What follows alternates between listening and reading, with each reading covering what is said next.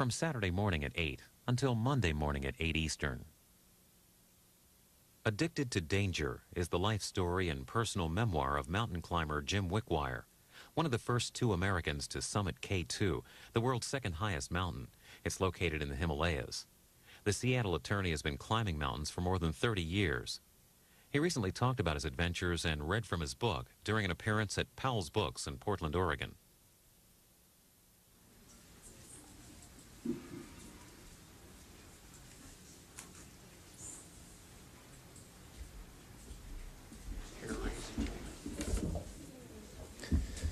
Good evening. Thanks for coming out.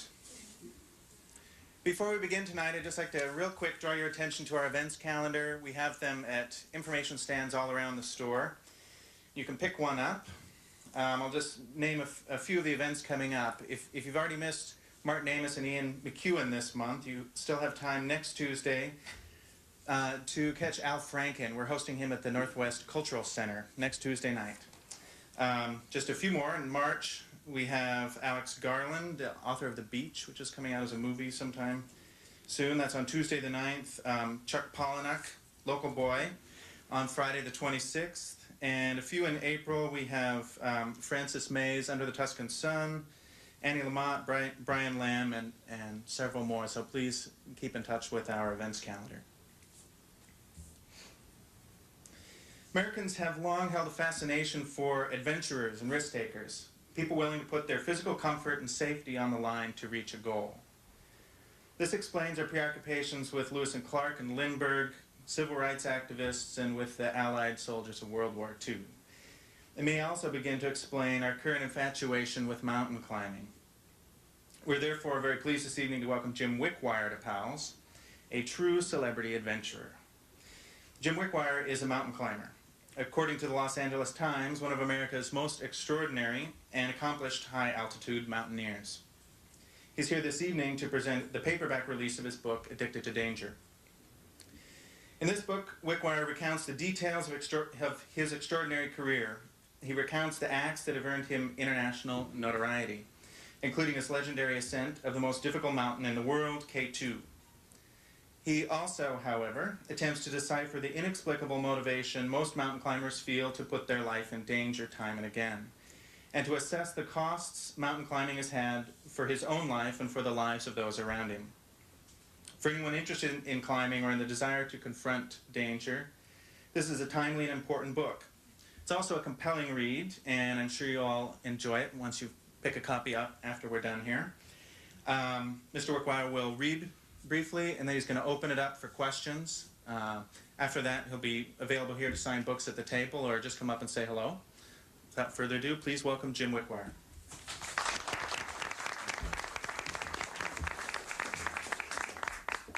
He's taller than I am, so I got to adjust this. It's great to be back at Powell's again. Mary Lou, my wife, who was in the front row here, and I were here last May. And since she's from Portland, we had the place half packed with her family. So we told them they could all stay away tonight. And I'm glad to see that some of those empty seats I was expecting tonight have been filled up. This is a great place to come.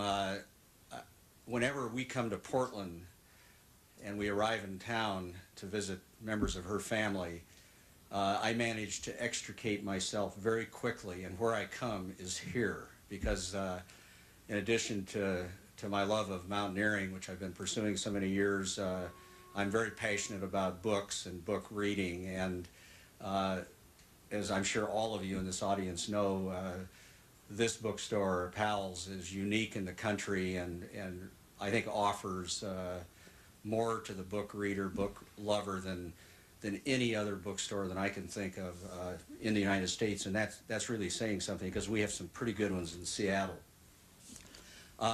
Before I do the reading, and I intend to read for, it shouldn't be a half hour, maybe a little less, and then we'll open it up to questions as Chris indicated. Just a little bit about how the book came to be written. For years I had been approached about doing my memoirs, climbing memoirs, and I'd always answered, well, maybe when I'm retired from practicing law and I have the time to do a book. And that's not going to be for quite a while, so I didn't think this book would be written well into the next century. But in April of '97, an office-mate and friend of mine by the name of Dorothy Bullitt, who was the daughter of a very good climbing friend of mine, Stim Bullitt. Stim and I had been to Alaska's Mount McKinley twice in the late 70s and early 80s. She had published her first book, Filling the Void, the year before, and I was so impressed with her, the way she wrote that book, that when she came to me and offered to help me write this book, it didn't take me too long to know that made a lot of sense and is something I ought to do. So I had all these voluminous diaries that went back 30 years. So that kind of formed the database for the book.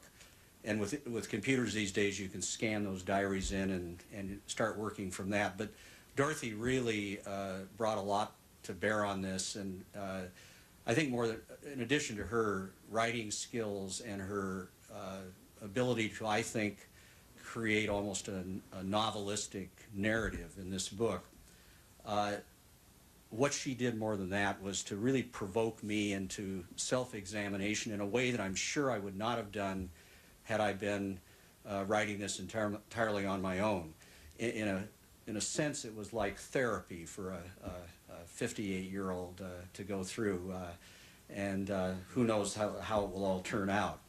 The title, Addicted to Danger, you're always struggling for a title as an author, and this was not one that the publisher inflicted on me. This was one I selected myself, and it really came to me in the course of going through all those diaries and seeing a pattern emerge. And the pattern was that what I found out was that I not only did I climb these mountains and go to them for the physical challenge and the beauty of the mountains themselves, and the bonds of friendship that you have with the people you climb with, which can be incredibly close. Very much, I think, like it might be for people who have been in combat. Of course, there's quite a difference there, because climbing being voluntary. But more than any of that, what I found was that after all those close calls and tragedies that I experienced, that I kept going back for more. And what was it? And one of the things I came to realize was that all the times that I resolved to stop doing the kind of extreme climbing I was doing, and that resolve would quickly fade and I'd be back at it, that there is an addictive aspect to this. Now I'm not trying to put a positive or a negative on that, because everybody has their own sense of what the word addiction means, but that there was something that kept me going back to the edge and kind of pushing these hard and difficult and even dangerous climbs, because you come away from that with an exhilaration, a sense of that you've maybe beaten the odds, and it's not a death wish. To me, it's more life affirming, because you're kind of trying to shove mortality back. And that's what it was, I think, more than anything, that took me back time and again. We open the book with the most difficult and wrenching experience that I've had in 39 years of climbing. And it was the hardest chapter to do, and one that had we not been able to come to grips with it, the book would not have been written. We moved down the Peters Glacier slowly, a sled between us, loaded heavy with supplies. 20 feet of rope linked us, too close we knew, but required by the rough, undulating surface beneath our feet. A glacier is not a fixed, solid thing. It flows like a river with currents, some parts smooth, others rough. Where it changes direction, or where the angle of its slope steepens, the surface will split, creating cracks as deep as 100 feet. A thin layer of snow can make them invisible. Chris walked in front. I walked behind, riding the sled each time it flipped. The afternoon sun beat down on us, softening the snow, casting long shadows.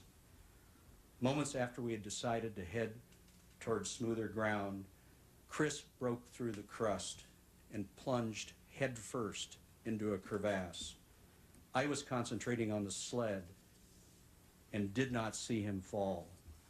Just as I sensed trouble, the rope yanked me into the air, then down into an icy void. This is it, I thought. I am about to die. In an instant, the sled and I slammed on top of Chris, stunned but still conscious after the impact. I checked myself for injuries. My left shoulder felt numb, and I could not raise my arm. I later learned my shoulder had broken. Suppressing an urge to panic, I glanced around and considered what I should do.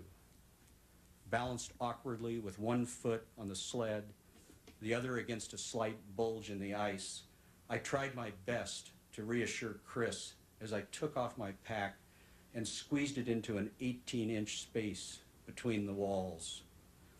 Then, using the pack for support, I shoved the sled off Chris into an area just below us where it lodged. All I could see of my companion were his legs, still in snowshoes, dangling beneath his large black pack, which had compressed to half its normal width between the crevasse walls. Suspended face down, parallel to the crevasse bottom far below, he yelled, "I can't move, Wick. You've got to get me out."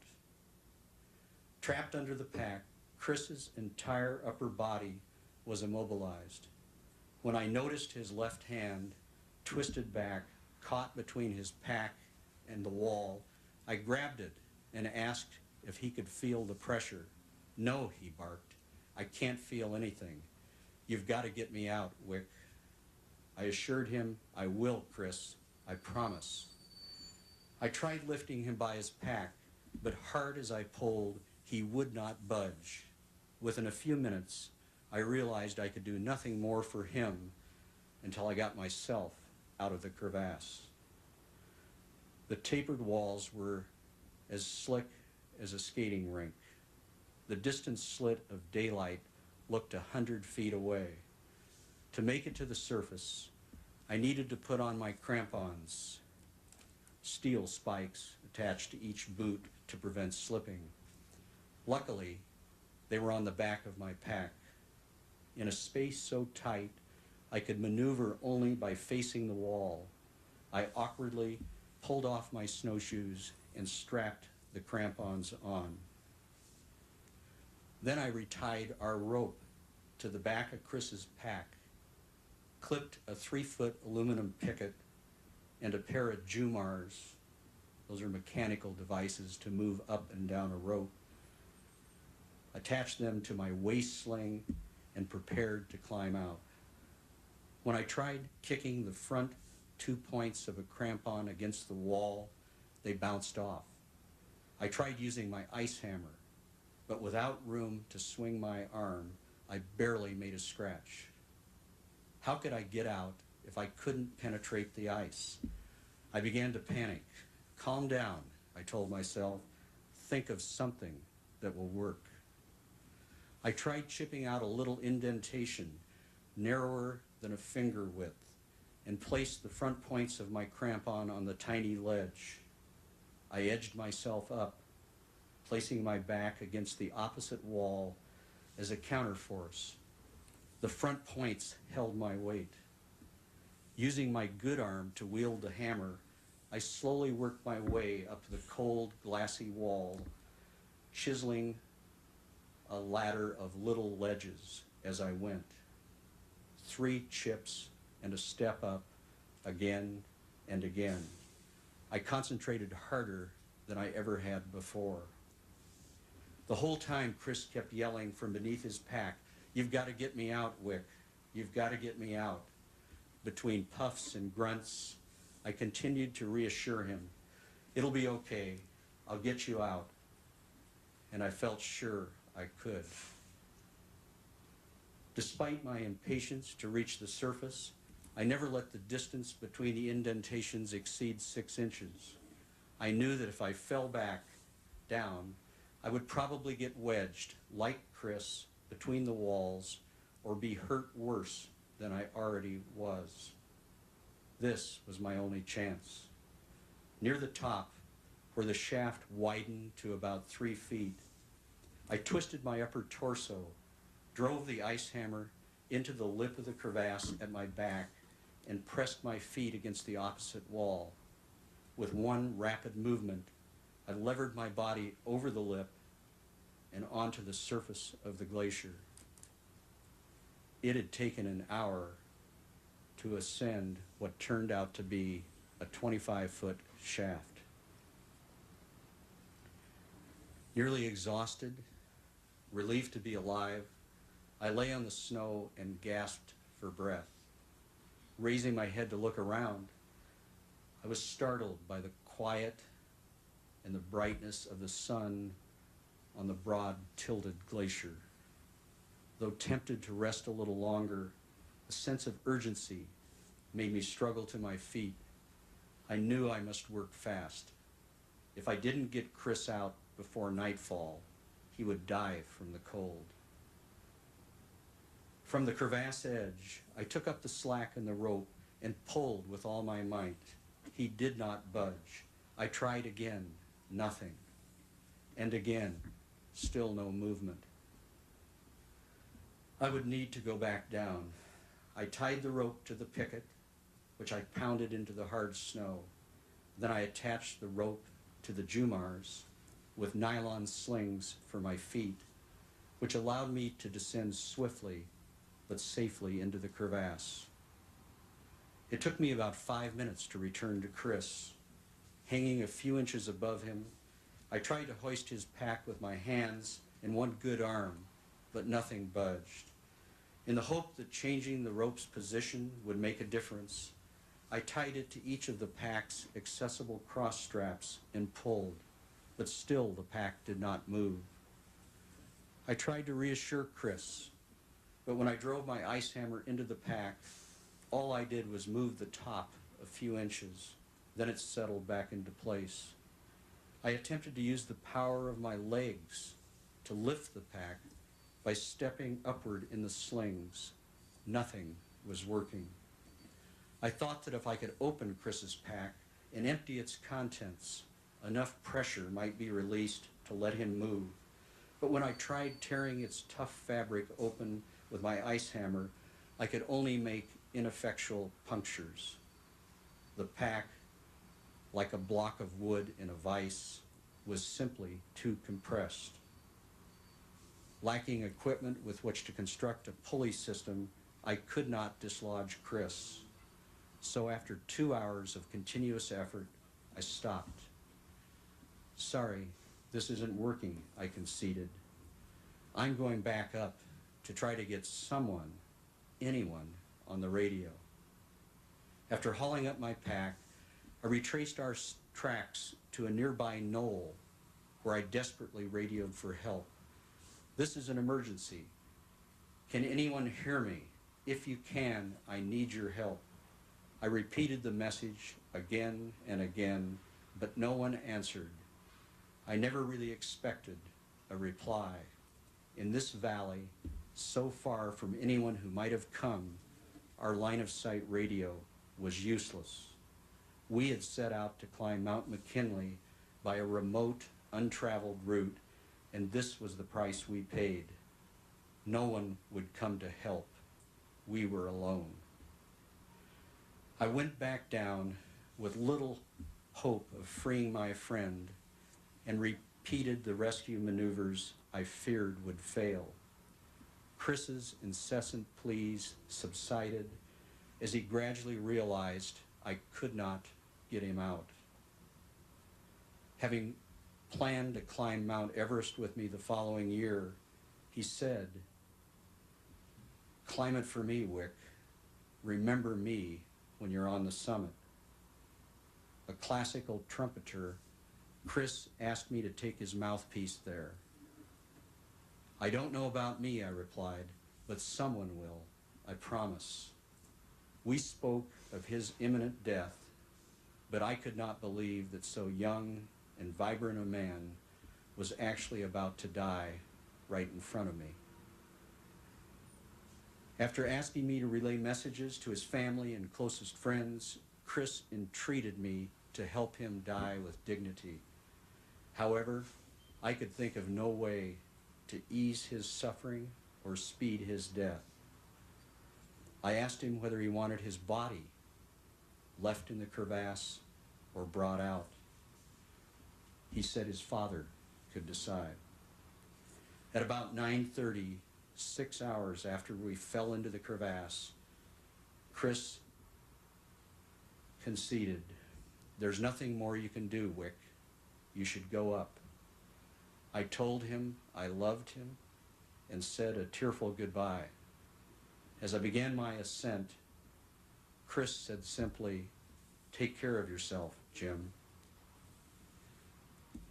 Back on the surface, physically spent, emotionally exhausted, and racked with guilt, I pulled on a parka and collapsed into my half-sleeping bag and bivouac sack, an uninsulated nylon bag used in emergencies for protection against the wind.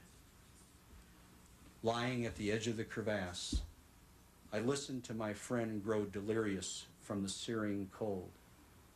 He talked to himself, moaned, and at around 11, sang what sounded like a school song. At 2 in the morning, I heard him for the last time. Chris Carabrock was 25. I was 40. The next morning, I wrote in my diary, "I feel indescribable guilt and failure for not getting him out and for leaving him to die alone. I don't know how I got myself out with my injured arm. I had to, if I would see my precious wife and children again. I can't write more because of sobbing." The second segment goes back in time 3 years. This took place with Chris in May of 1981. And we're now on K2. It was my second expedition to K2. We'd failed miserably the first time, had been subjected to some justified criticism of our expedition. We had personal problems in the team. We had those in '78 as well, but we managed to overcome them. And by early September, 4 of us are headed for the summit, and Lou Reichert and I are in the first team, John Roskelley and Rick Ridgway in the second.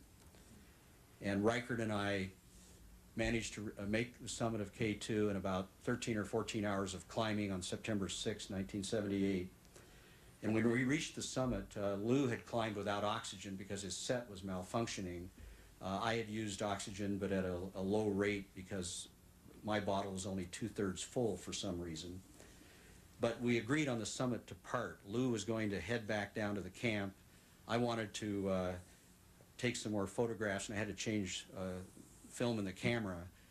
And so I said, "We'll see you down below, Lou," and he left. And it took me about 20 minutes or so, and by the time I got the film changed, the lens had fogged up, so I got no more photographs other than a couple of shots of each of us on the summit. So now I'll start the passage. My camera useless. I wanted to preserve the memory of this place I would never see again. So, for a few minutes, I scanned the horizon. In one direction, K2's shadow stretched over the Karakoram for what seemed like 100 miles.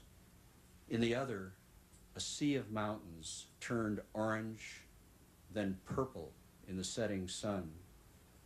At twilight, after burying the microfilm and a pink plastic match case containing some friends' business cards and the gold keychain of another deceased friend's father, I prepared to descend.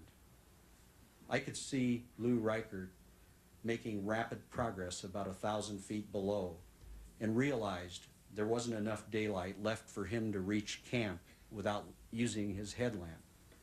I had brought no headlamp, so rather than risk falling in the dark, I stopped at 27,750 feet. From the beginning, I had known it might be necessary to risk a bivouac to reach the summit. On an exposed open slope with nothing but a thin nylon bivouac sack to protect me from the cold, I spent the longest night of my life. After digging a small platform in the snow, I crawled inside my bivouac sack as darkness fell and the temperature dropped. During the previous 13 hours, I had consumed a couple of candy bars and a sip from Lou's water bottle. Without food or a pot in which to melt snow, I hovered over my stove, desperately trying to keep warm. The stove's fuel quickly ran out, so I unscrewed the old gas canister and tried screwing on a fresh one. When I did, most of the gas hissed away. Knowing that if I lit the stove now, it would explode, I tossed it aside in disgust. Then, with dawn still hours away, my oxygen ran out.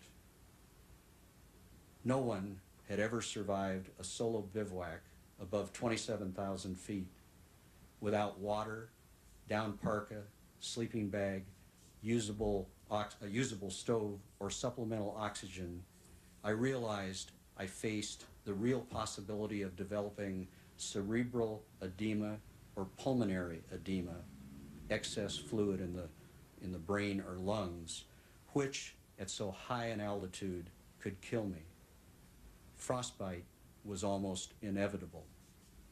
When a body encounters extreme cold, it will cut off circulation to the extremities, sacrificing toes and fingers in order to survive.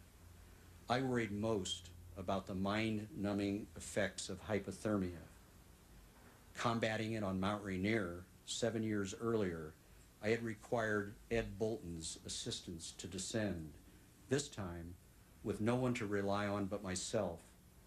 I would have to stay awake and focused, or I would never make it back to camp.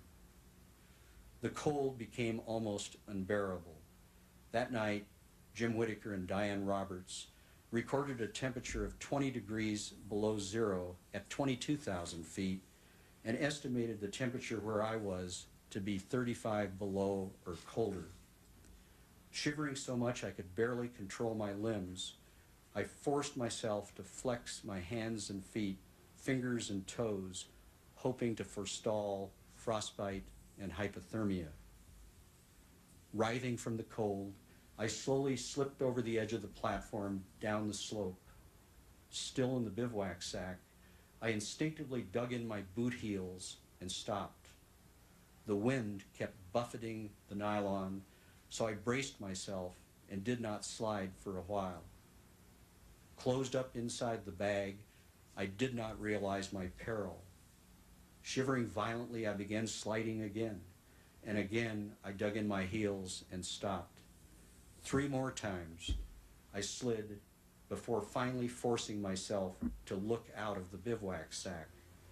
I hated to let in the freezing wind, but knew I must. The white of the snow against the night sky let me make out the terrain. To my dismay, just a few feet below me, the slope steepened abruptly. Though I could not see beyond the curve, I knew one more slide and I would have fallen 10,000 feet to the glacier below. Badly shaken, I climbed out of the sack and with my teeth chattering from the excruciating cold, crawled 30 feet back up to the platform.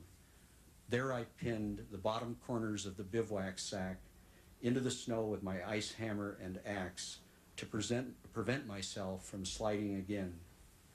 Then, trying not to tear the nylon, I eased myself back into the bag. Warmed by the exertion, my shivering subsided, only to return full force a few minutes later.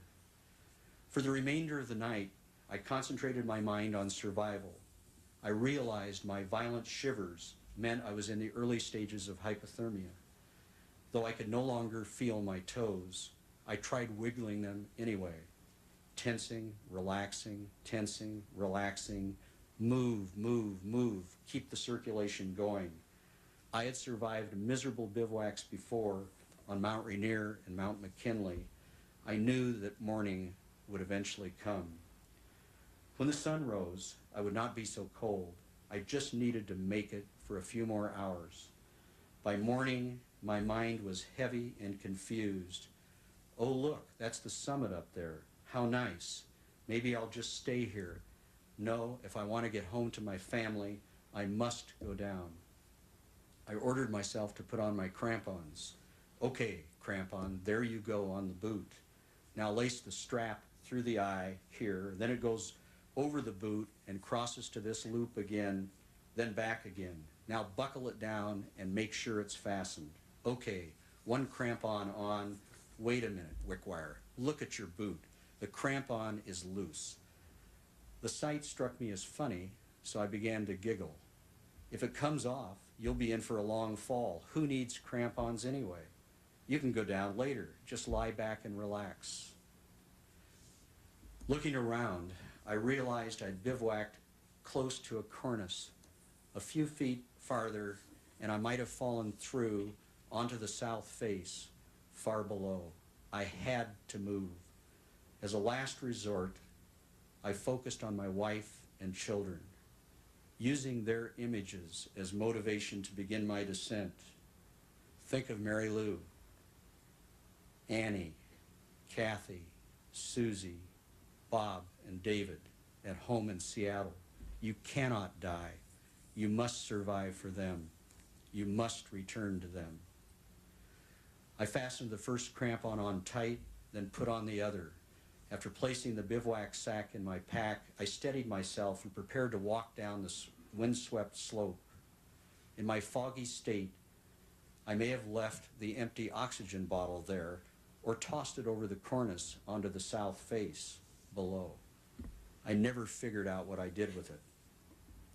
Every step I took meant instructing my leg to lift up, then come down, moving like a character in a slow-motion movie, staggering from cold and oxygen depletion. I followed what remained of our tracks. At 27,000 feet, I saw John Roskelly and Rick Ridgway coming toward me through the mist and blowing snow. Turned back by deep snow and avalanches, they had abandoned the Polish route the day before and traversed to our Camp 6 for another chance at the summit. Lou Reichert had returned alone several hours after dark.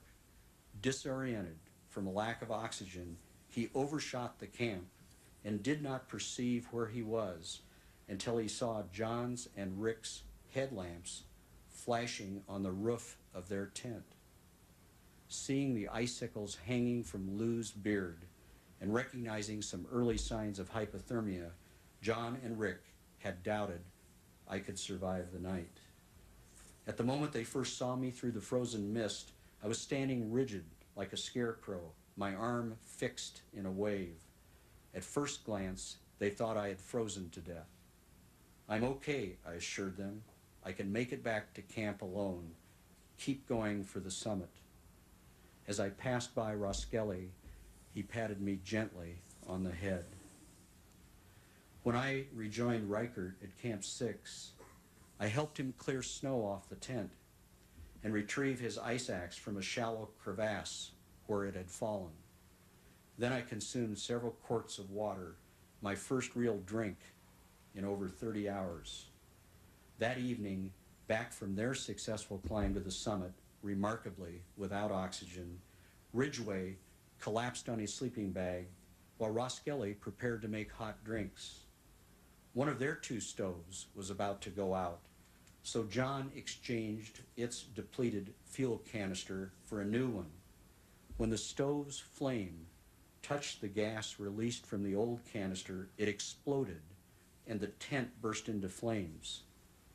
Seconds later, Reichert and I watched as Ridgway's burning sleeping bag tumbled down the slope.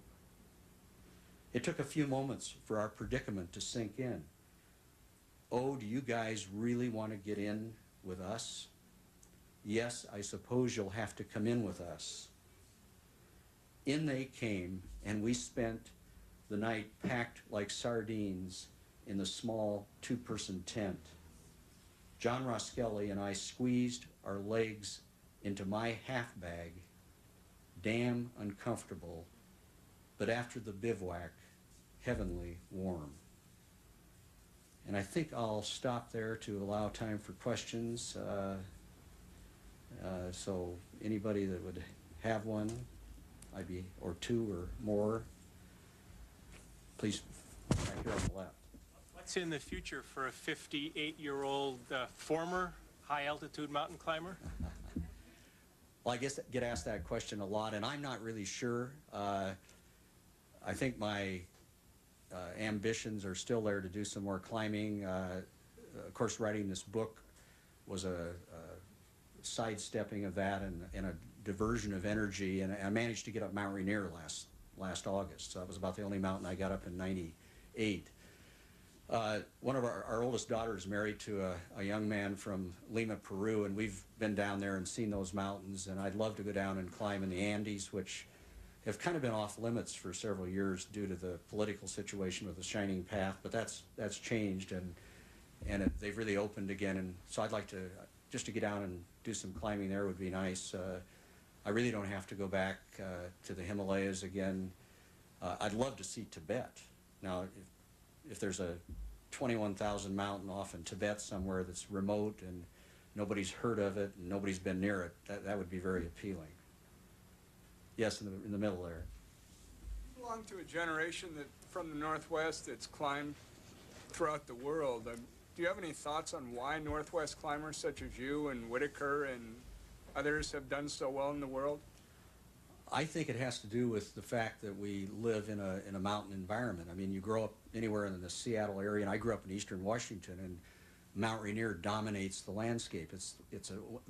Outside of Alaska, I think it's the highest freestanding mountain in the United States. There are a few higher, but they're really part of a high mountain range that is close by. So being there and the fact that the climate we have, you have a lot of snow and ice and good granite, so you get the mix of ice and rock. And I think it's just a natural thing for climbing to have developed to the degree it did in the Northwest. And the big mountains, like Everest and K2, are really not pure rock climbs, obviously. They're snow and ice and some rock. So the kind of climbing that we do in the Cascades, right here in Oregon, I mean, on Mount Hood, you've got Yoakum Ridge, which is right here, is one of the best ice climbs in the United States outside of Alaska, and it's just a wonderful climb. Down in California, that's where the truly great rock climbers came out of California, because you had Yosemite Valley there, and that's where they cut their teeth. Behind you in the...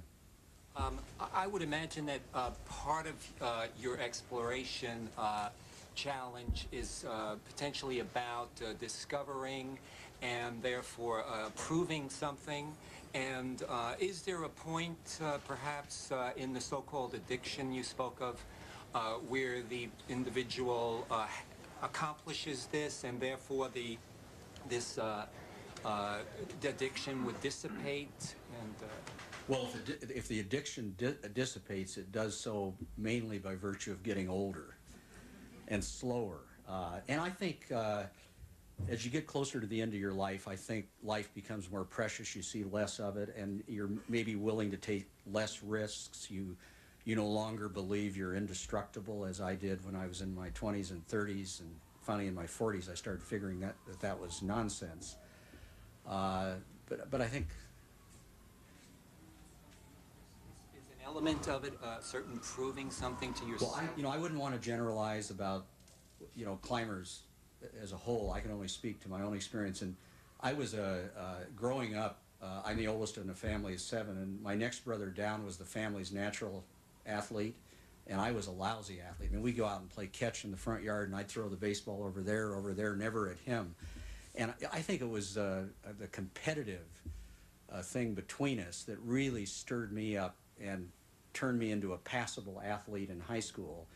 And then in those days, you didn't have long-distance running, and there wasn't obvious ways to stay in good physical condition. I knew I couldn't play football and basketball and baseball for very long, so climbing started for me as a purely physical activity. I'd read about it as a teenager, and that's how I got into it. But I went out with Dave Mayer, the father of the Ski Twins, and Gene and Bill Prater, Ellensburg climbers, and by going out with them, they were doing the new routes and the difficult climbs in both on Rainier as well as elsewhere in the Cascades. So that's how I got started. Well, I didn't get started going to Rainier to do the standard route on the mountain or going up the south side of Hood.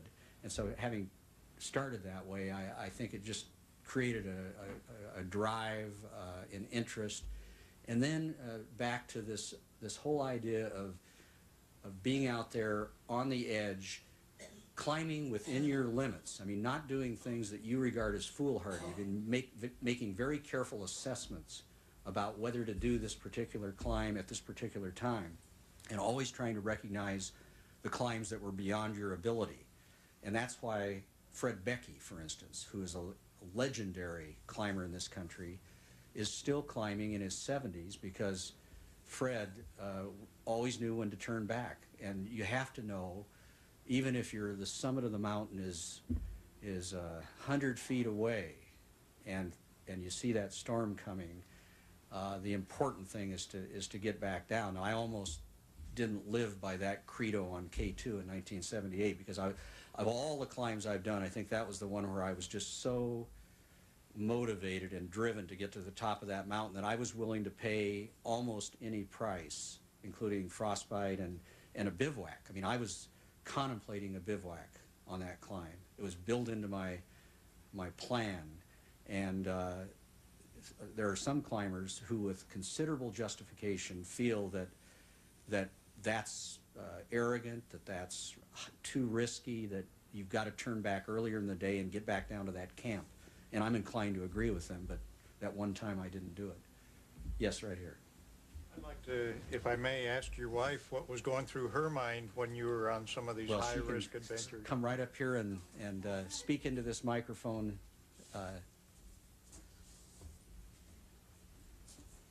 Well, frankly, I didn't really know a lot of what was going on.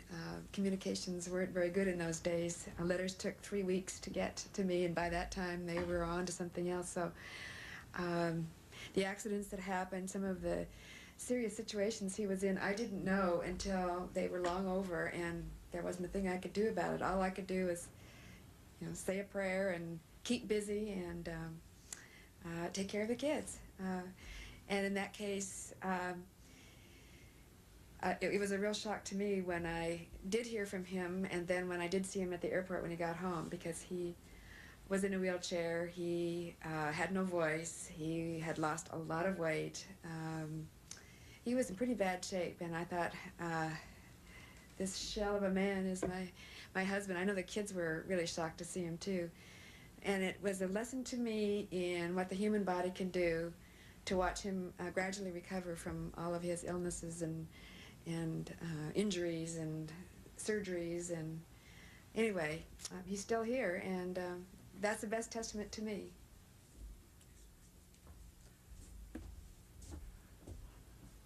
Any others? Yes. Didn't you have one? Yeah, we'll give it back to you and give this. Yes. Yeah, hey, Jim. My name's Jim, too. I guess no significance, but anyway, I'm a climber. I've been climbing for years, and my fiance, I guess I drive her crazy on a regular basis, at least once a week, but she's really supportive of me as well. I'm 35 now. I'm really nervous, man. Camera on. I'm looking forward to going to the Himalayas at least within the next couple of years and climbing there. But I really don't have any questions except to say, hey, man, I'll climb with you if you ever want to climb again. That's good, because when all those accidents happened to me, it was really in a 5-year period in 1977 to 82. I didn't hear it directly, but I'm sure there was a lot of talk around about you better not go out with Wickwire because he's a survivor and you might not come back. And it was when John Ross-Skelly kind of went public to knock that back. I really appreciated that, because while I'm a bold climber, I've always regarded myself as a very safe climber, and there These accidents happen at the most unexpected moments, not in the middle of a difficult move on steep ice or going up some overhanging rock pitch. They usually occur when you let up, when your concentration is not there. Each of these accidents that I experienced, in which 4 lives were lost, it happened that way. Very rarely does the mountain come down on top of you. It did that once on Rainier in 1981 when an ice cliff that people had been going beneath for years collapsed without any warning and came down and wiped out 10 of Rainier Mountaineering's clients and one of the guides. And I thought that for sure there would be lawsuits coming out of that, but there wasn't a single lawsuit because everyone accepted the judgment that they had proceeded safely, and that was one of those rare instances when human error was not part of the story. Yes, in the back there.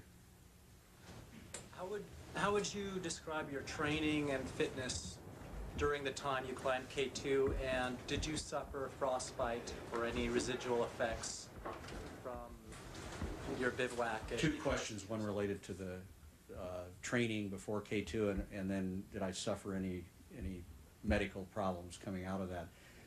Training in the early years, I think everybody in this audience knows that when you're young you can get away with a lot, and you don't have to train as hard as you do when you get up into your 40s and 50s. I mean, these days I try to do a little running 2 or 3 times a week, Stairmaster in the basement, and we've got a water tower that's near our home that is wonderful to just go up those spiral stairs with about a 40-pound pack on, because that's the best exercise that I've found for climbing, is to put a pack on and go up and down stairs. It's exactly what you do climbing. There's no better training for it. In terms of medical problems I experienced, I did have some frostbite, lost parts of a couple of toes, no big deal. The more serious problem I had on K2 was as a result of the bivouac. I not only had pneumonia and pleurisy, I had pulmonary emboli and emboli. When I got back, I had to have lung surgery to remove a buildup of fluid in my left lung, which was rapidly hardening into scar tissue. And of course, the surgeons like to operate very quickly, but when the pulmonary specialist said to me, who's not a surgeon, if you want to climb again, and particularly if you want to go back to reasonably high altitude, you've got to have this surgery. Otherwise, you're not going to get your lung function back. And so I was in there having that surgery, and sure enough, it worked fine. The doctors did a great job, and I was back. Went to Everest 3 times after I had that surgery. So it isn't how you do at high altitude is.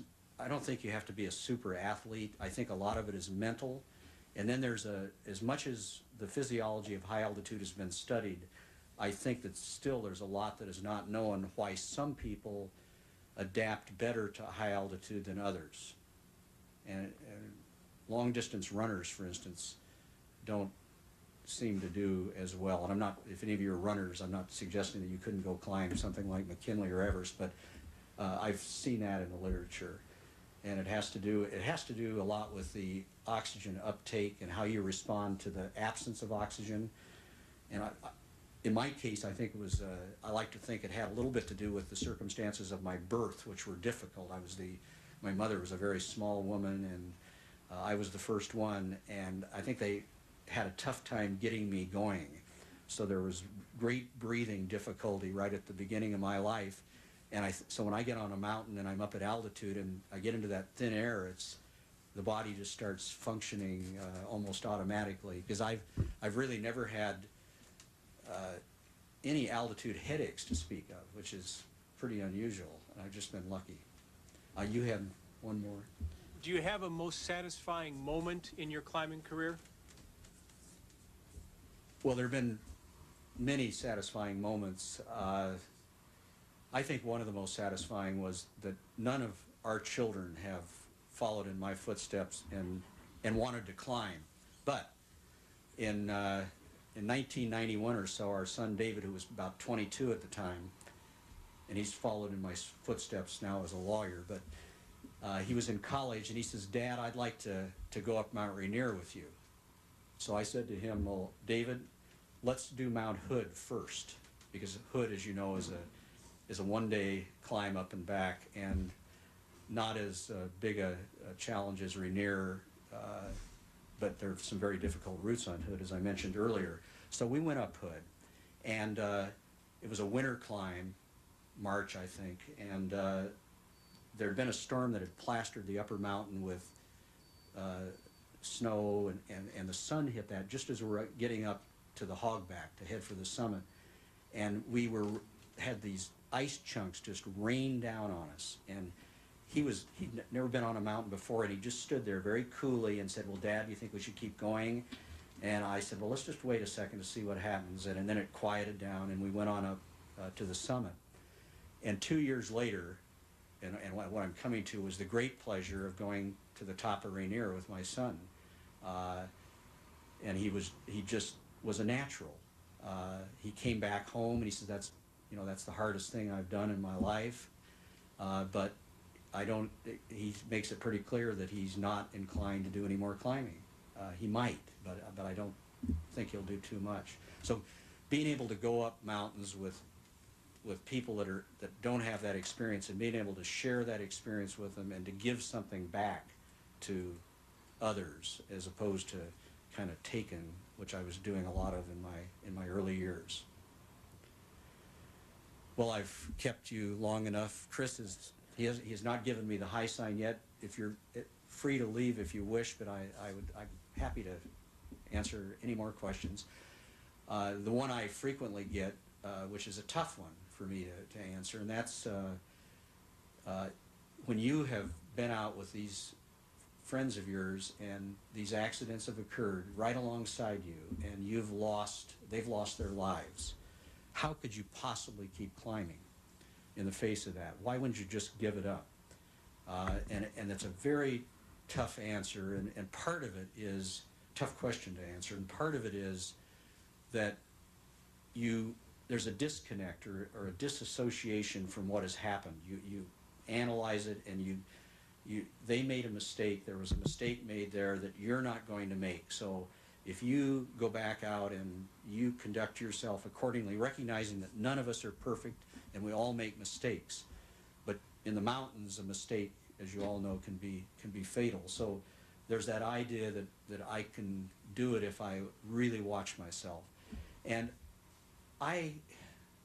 despite the loss of life of my friends, I suppose it's easy to say they died doing what they loved to do, and that would be something some people would say.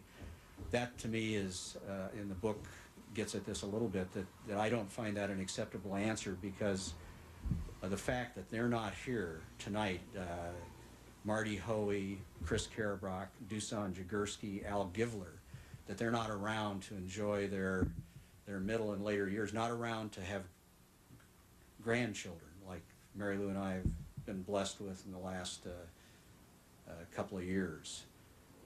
And I've seen the impacts on families of these deaths.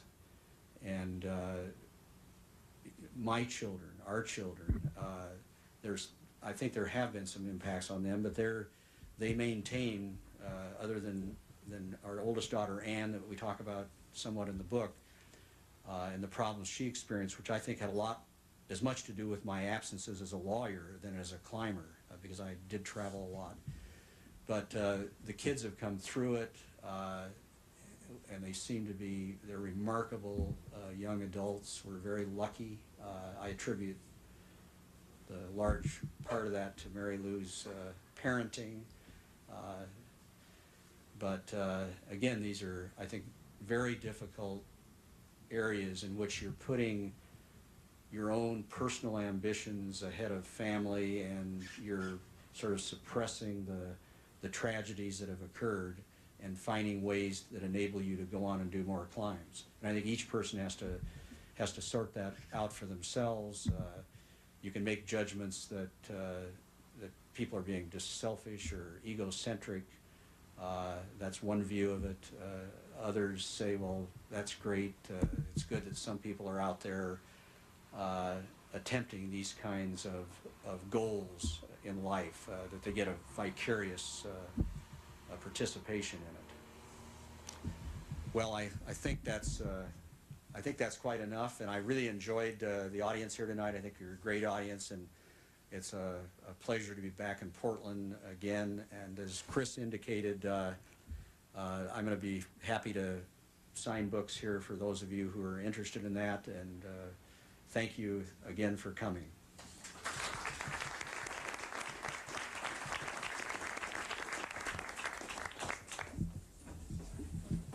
Thank you. And I'd just like to ask that if you're planning to come get a book signed, please form a line, not on this side, but on this side, on my right, your left. Keep out of the camera's way. Thank you. Hi. I'm Gary Camp. You live across the street from the Custer home. Oh, you do? Okay. Yeah, yeah. All right. Good. Good. Which one? I live right out the front door across the street On from 31st? on 31st and yes, Kelly. yes. Okay. All right. All right. We have Well, great friends go that say hello to Mary Lou. Yes, Yeah, I've you done did? that. Okay. And Great. could you sign one of the Sure. books to Larry? To Larry. Okay.